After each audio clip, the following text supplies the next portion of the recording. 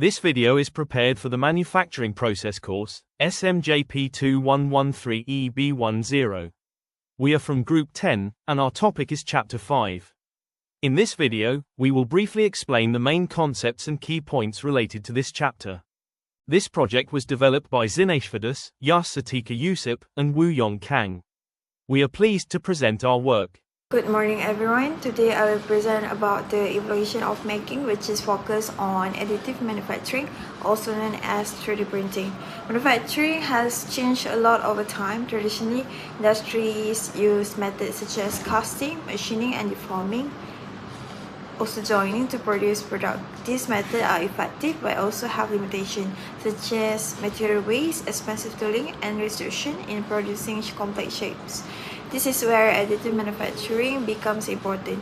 Unlike traditional manufacturing, additive manufacturing builds objects layer by layer directly from digital designs. Instead of removing material, it also adds material where needed. This reduces waste and increases efficiency. One major advantage of additive manufacturing is design freedom. In past, an engineer could imagine a complex design, but it was difficult or impossible to manufacture them accurately. With 3D printing, highly detailed and complex geometries can now be produced more easily. This allows faster innovation and rapid prototyping. The process began with a 3D CAD model created on a computer. Then software divides the model into thin layers. Finally, the machine prints the object layer by layer until the final product is complete. This process transforms digital idea into a physical reality quickly and accurately. Interestingly, additive manufacturing is inspired by nature. Living organisms are not made from a mold or carved from blocks. Instead, we grow cell by cell, layer by layer. This biological process is called morphogenesis. Similarly, additive manufacturing builds structure gradually using a program, instruction, and from digital model.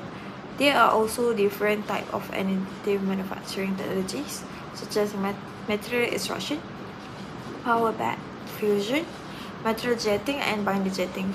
These technologies are widely used today in industry like aerospace, healthcare, automotive, engineering, because they support lightweight structure, customization, and faster production. In conclusion, additive manufacturing is transformed the future of manufacturing by providing greater flexibility, less waste, and faster production, and more innovative designs. As technology continues to develop, 3D printing will become even more important in modern engineering and industrial application. Thank you.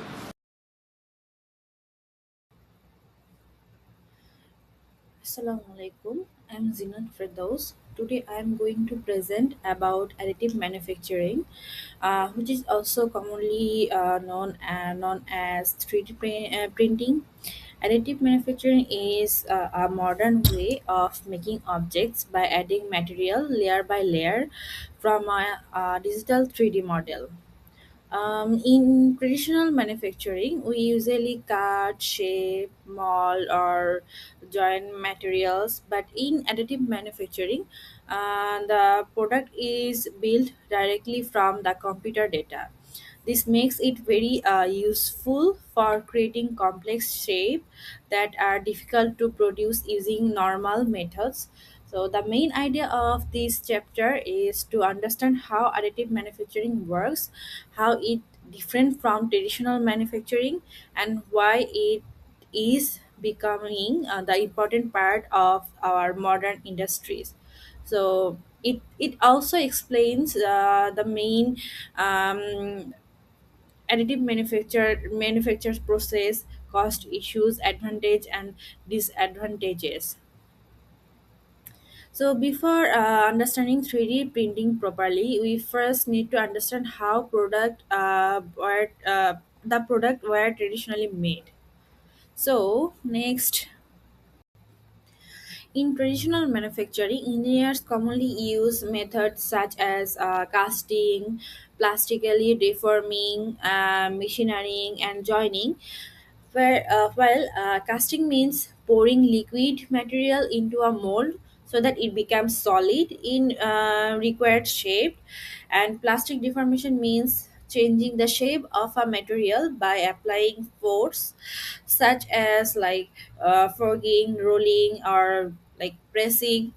And machining is a subtractive process where unwanted material is removed by cutting, drilling, or milling.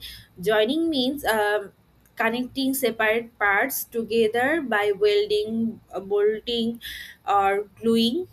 These methods are still very useful, but they can have limitations such as expensive tools, long production time, material waste, or limited design freedom.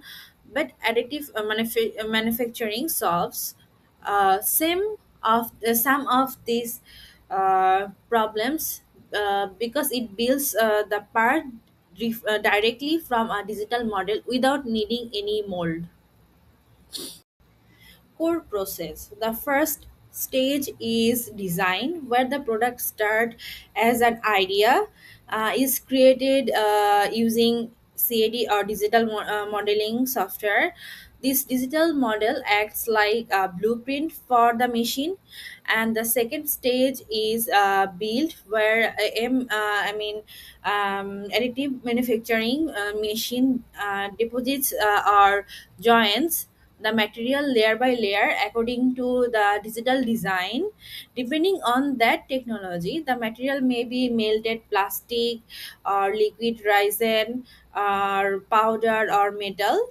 And the third stage is the finishing, where the printed part may be cleaning, maybe need some cleaning, support, some removal, polishing, or maybe some more inspection that need to be done. And this is important because 3D printed parts are not always ready immediately after printing. So additive manufacturing is not only printing, it includes design, building, and there's some post processing.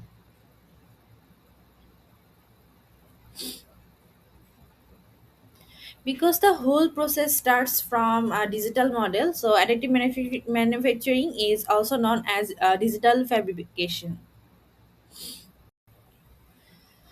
And digital fabrication means creating physical objects directly from digital information. In additive manufacturing, the product begins inside a computer as a 3D model, and then the machine transforms the model into a real object. This is one of the biggest reason why additive manufacture is powerful. This reduces the need for traditional molds and like especially some tools, and this can save time during product development. It also allows engineers to test new designs quickly, make changes quickly. And for example, if there is a design mistake, the designer can change the CAD file and print a new version of it. It's very easy to do, and this makes the additive manufacturer very useful for prototyping and product development. Maybe for medical models, it's very easy to customize a lot of components. Additive manufacturing is important because it supports smart and flexible manufacturing, not like a traditional process. Additive manufacturing can produce complex shape without expensive molds or tools. It also can reduce material waste because material is added only where it is needed. So another major advantage is customization, because each product can be different without requiring a completely new product setup. So it's useful for medical implants or prototypes, or small components, anything, and low volume production. However, additive manufacturing has also limitations. It can be slower than mass productions. In material cost is high, like it's mostly high. The machine size limits the product size, and some printed part may have weaker mechanical properties because they are built layer by layer. So additive manufacturing does not fully replace traditional manufacturing, but it gives engineers a new and flexible way to design and produce advanced products. Good morning, everyone. Today I will present about additive manufacturing, focusing on the main process, equipment, and how to select suitable process. First, we are going to take a look at the process landscape. Additive manufacturing creates parts layer by layer. In this chapter, the processes are grouped by material state, solid filament, liquid photopolymer, and powder. Each process is different because the material is placed, cured, or bonded in different ways. The first process is fused deposition modeling, or FDM. In FDM, a spool supplies solid thermoplastic filament into the print head, and then the nozzle heats the filament until it becomes soft, then deposits it along a programmed path. This is repeated layer by layer until the final part is formed. Next is wet photopolymerization, which includes SLA and DLP. Both processes use liquid resin and control light to solidify the material. The main difference is how the light cures the layer. For stereolithography, or SLA, a UV laser draws the shape of each layer inside a wet photopolymer resin. The laser cures the resin point by point. After one layer is completed, the platform moves slightly to the next layer so that it can be cured. As for digital light processing, or DLP, the process is different because it uses a projected image instead of a scanning laser. One projected image can cure an entire layer at once. After that, the platform moves, and the next layer is exposed. Another process is polymer jetting. In this process, print heads place tiny droplets of liquid photopolymer onto the built platform. UV lamps cure the droplets immediately.